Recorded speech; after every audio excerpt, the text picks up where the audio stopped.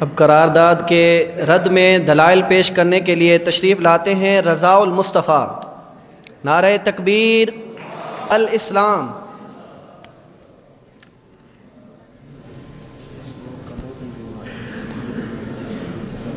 آپ کے جھوٹ کو درکار ہے آواز بلند، ہم جو بولیں گے تو لہجے میں صداقت ہوگی۔ جذبات کی دنیا، الفاظ کی سحری اور جملوں کی جادوگری کو ایک طرف رکھ کر آئیے حقائق کی دنیا کا سفر کرتے ہیں،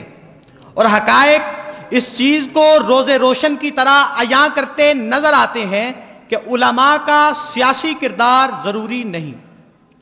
کیونکہ تاریخ اس بات کی شہادت پیش کرتی ہے کہ جب علماء کا سیاسی کردار نہیں تھا تو اس کے غیر معمولی اثرات مرتب ہوئے۔ بیش بہا تذکرے ہمارے کانوں کی زینت بنیں گے کہ جس میں حکمرانوں، سیاستدان علماء کے حجروں کے سامنے دست بستہ نظر آتے ہیں، اور علماء اقتدار سے بے نیازی کا مظاہرہ کرتے دکھائی دیتے ہیں۔ اگر علماء کو یہ مقام حاصل تھا تو اس کی وجہ عملی سیاست اور ہوس اقتدار سے دوری تھی۔ یہی وجہ تھی کہ امام اعظم ابو حنیفہ رحمہ اللہ نے منصب قاضی القضات پر براجمان ہونے کو مسترد کر دیا تھا، لیکن میرے فریق مخالف کو اس کی خبر کہاں؟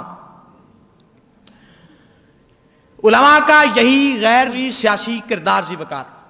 پھر وہ وقت بھی لے کر آتا ہے کہ جب ہارون الرشید کے دور میں قاضی ابو یوسف کو وہ قاضی القضات بناتا ہے، اندلس میں حکم بن ہشام کے دور میں جب فقہ مالکی کو سرکاری حیثیت مل جایا کرتی ہے تو پس پردہ علماء کا غیر سیاسی کردار ہوتا ہے۔ سلطان صلاح الدین یوسف بن ایوب جب عبید کو شکست دے کر مصر میں حکمران بنتے ہیں تو فقہ شافعی کو غلبہ حاصل ہو جاتا ہے، کیونکہ بنو ایوب شوافے تو ہوتے ہیں مگر غیر۔ یہی علماء کا غیر ضروری سیاسی کردار جب ہمارے سامنے رہے گا تب تک تو ہم فتح یاب رہیں گے ذی وقار، ورنہ وہ دن دور نہیں جب ہماری داستان تک نہ ہوگی داستانوں میں۔ دور نہیں جاتا ذی وقار، لیکن میرا فریق مخالف شاید عصر حاضر کی معرفت سے بھی بے خبر ہے کہ جس میں دعوت اسلامی اور تبلیغی جماعت جیسی تنظیمیں اگر عالمی سطح پر اپنا جال بچھانے میں کامیاب ہو جاتی ہیں تو کیا یہ اسی نظریے کا نتیجہ معلوم نہیں پڑتا کہ علماء کا سیاسی کردار ضروری نہیں؟ لیکن یہاں الٹی گنگا بہ رہی ہے۔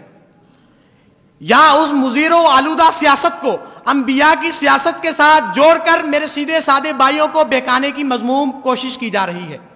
کہ جو سیاست لوٹ مار، جھوٹ، فریب، تضحیک، تمسخر اور ہارس ٹریڈنگ جیسی ضلالتوں اور خلافات پر مبنی ہے۔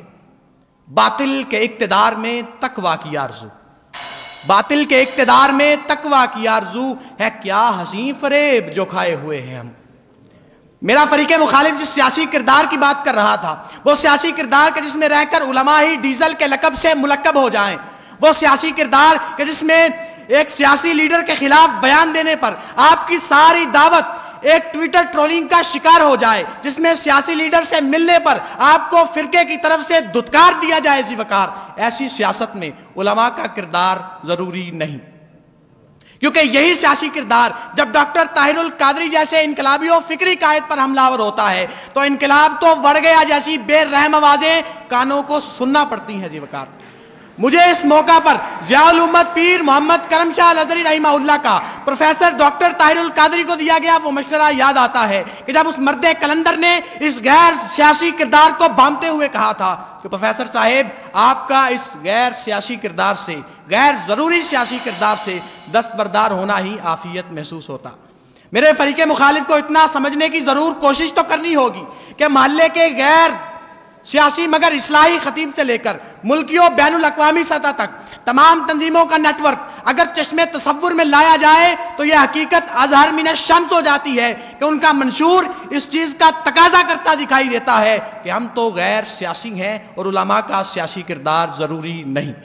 دے رہے تھے تمہیں جو رفاقت کا فریب، ان کی تاریخ پڑھو گے تو دہل جاؤ گے، اپنی ہی زمین پر چلنے کا سلیقہ سیکھو، سنگ مرمر پہ چلو گے تو پھسل جاؤ گے، سنگ مرمر پہ چلو گے تو پھسل جاؤ گے۔ دوسری پوزیشن حاصل کرنے والے عزیز کا اسم گرامی ہے محمد رضا المصطفیٰ، محمد رضا المصطفیٰ۔ انتہائی ادب کے ساتھ استاد الکریم شیخ الحدیث و تفسیر پیر سید اقبال شاہ صاحب گیلانی مدد اللہ العالی کی بارگاہ میں عرض گزار ہوں کہ جو پوزیشن ہولڈر طلباء ہیں ان کو سرٹیفکیٹ عنایت فرمائیں۔ سب سے پہلے تشریف لاتے ہیں دوسری پوزیشن حاصل کرنے والے رضا المصطفیٰ، محمد رضا المصطفیٰ۔